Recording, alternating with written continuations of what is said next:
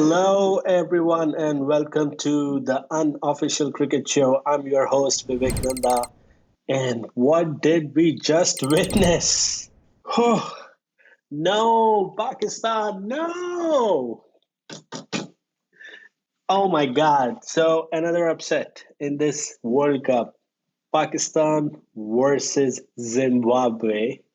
Pakistan lost the game. Unbelievable. This was crazy.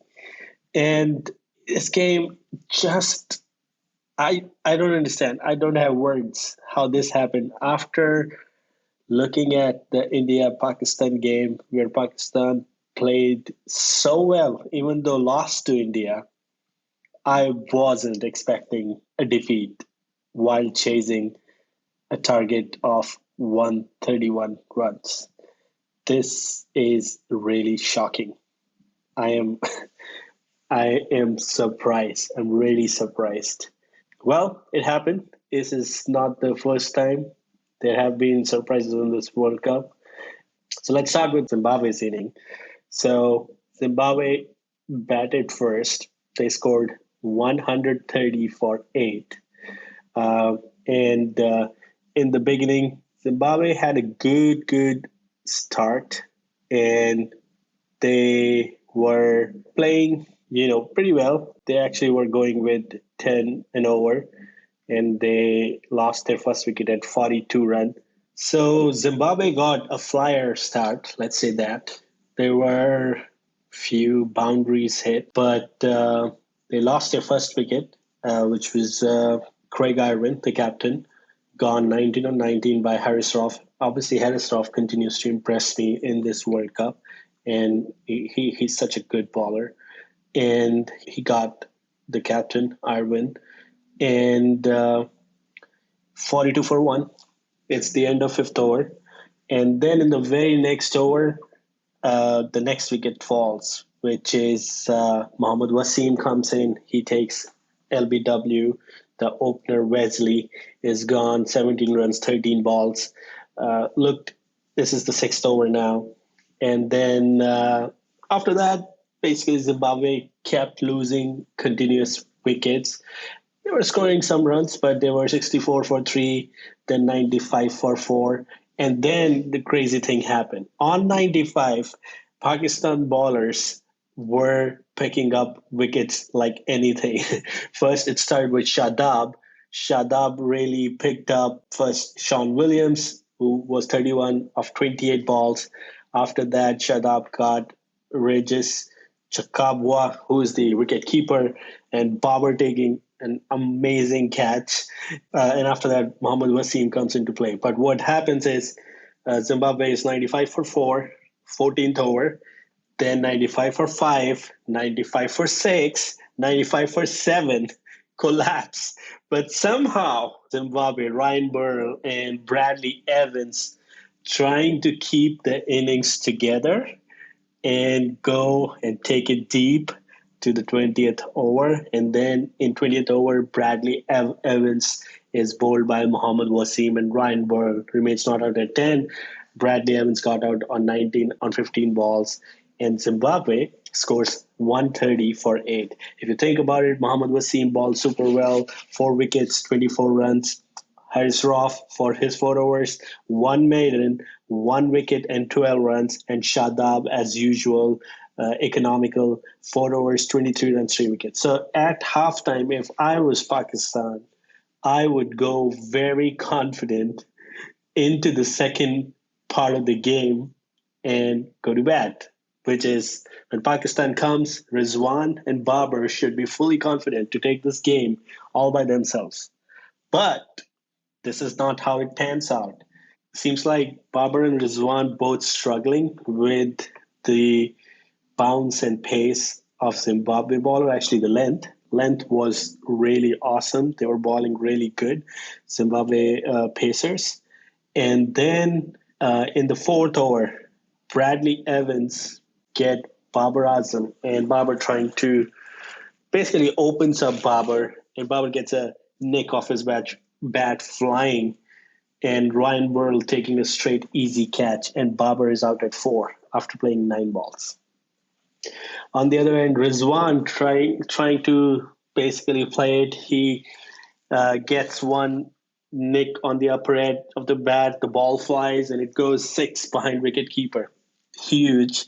Seems like Rizwan will pick it up from there, but not the case. In the fifth over, 23 for two, Rizwan is bowled by Blessing Muzrabani or Muzrabani, and Pakistan are 23 for two.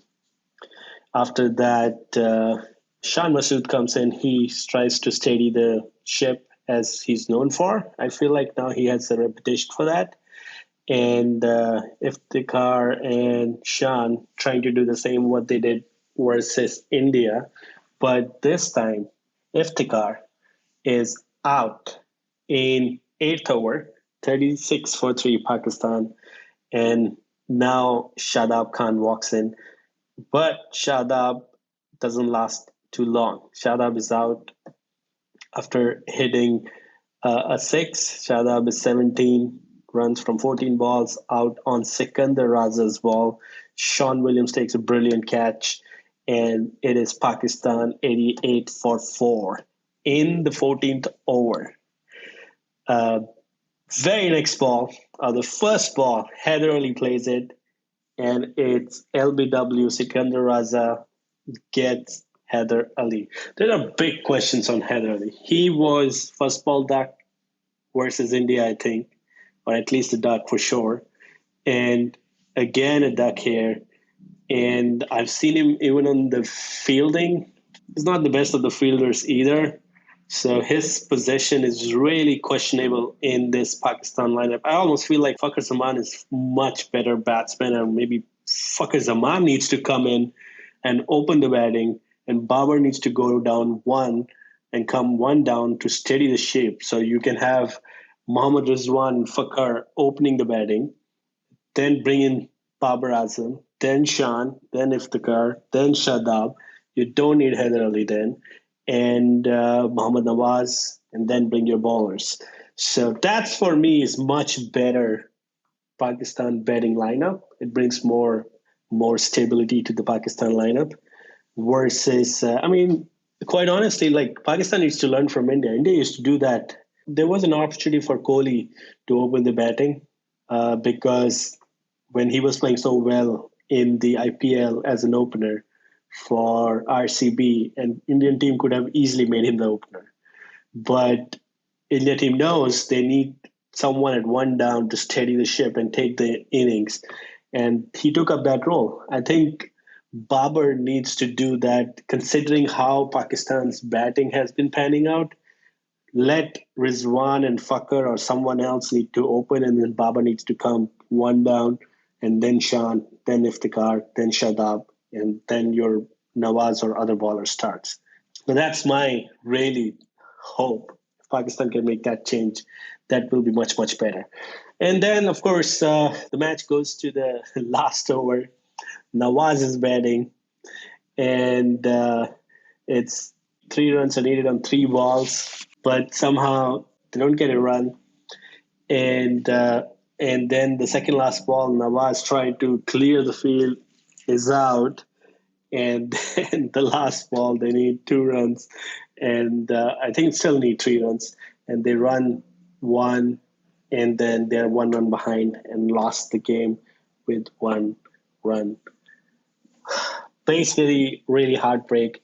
But you have to give full marks to Zimbabwe for really not giving up, really trying hard in this game, sticking up. I really think that they came back in this game really strongly when they were basically 95 for 4, 95 for 5, 95 for 6, 95 for 7. And then from there, taking to 130 is already a great comeback, or a comeback of a sort.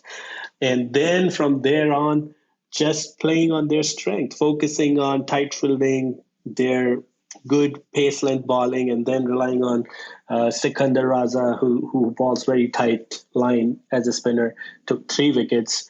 Sikandar Raza took 3 for 25, and of course Bradley Evans 2 for 25 for brilliant effort, for really choking Pakistan, really, just like taking the game deep and then really again putting a lot of questions on Pakistan's middle order not capable of taking the game across the line.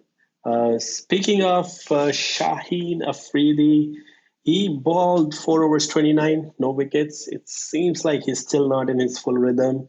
It's a lot of question marks around his full fitness. It might take some time because he's coming back from a big injury. He's brave enough to play the game itself, in my opinion. But, there's no better practice than real match practice. So I hope Shaheen makes a comeback soon. But as of now, he's looking like he's still not exactly there where he was before the injury. One thing I'm really surprised in this game is Naseem Shah. He was pretty mediocre. I'm surprised that his line and length weren't that great. He ended up 4 overs 34, 8.5 run rate. But Mohammad Wasim, who played this game, he was actually fantastic for picking up 4 wickets for 24. One thing I would say, I don't particularly like the way how Mohammad Wasim gets his wickets. Yeah, sure, he got 2 bolts today and 1 LBW in the beginning, but generally most of his wickets, when I see him, when he gets a lot, are basically kind of like spin baller wickets. Like, when spin ballers are you like trying to, flight the ball and wait for batsmen to miscue. I feel like Mohammad Wasim is kind of like he gets most of his wicket like that. Versus, so even though in this game he did get 2 ball and an LBW. So, but anyway, good game for him. Unfortunately for Pakistan, this is not looking good. Now they have 2 games down. They're at the bottom of the group now, unfortunately. And Netherlands and Pakistan both have played 2 games and lost 2. Actually, Netherlands is at the bottom, Pakistan second from the last in the group. And India leading the group with 4 points, followed by South Africa and Zimbabwe, who had a washed-up game, and Zimbabwe winning this. So technically, Zimbabwe hasn't lost a game yet in the tournament, and they have 3 points. South Africa has 3 points, and Bangladesh 1 victory, 1 loss, and they have 2 points too. So interesting, but disappointment if you're a Pakistani fan. Disappointment if you like Pakistan team like me, even though I'm not a Pakistani. I had high hopes for this team, especially with their bowling attack, but they seemed to surprise all of us. I actually rated them or thought they were a more balanced side compared to India for the World Cup. But guess what? Indian batting, when it clicks, it clicks. And maybe Indian bowlers have done a better job in better conditions. They were just playing on Indian conditions. So it wasn't as good as it is in Australia. So let's see where it goes. But quite a day for Zimbabwe cricket. Really applaud for taking the game and never giving up and then winning it by 1 run. What a fantastic game of cricket. Well done, Zimbabwe.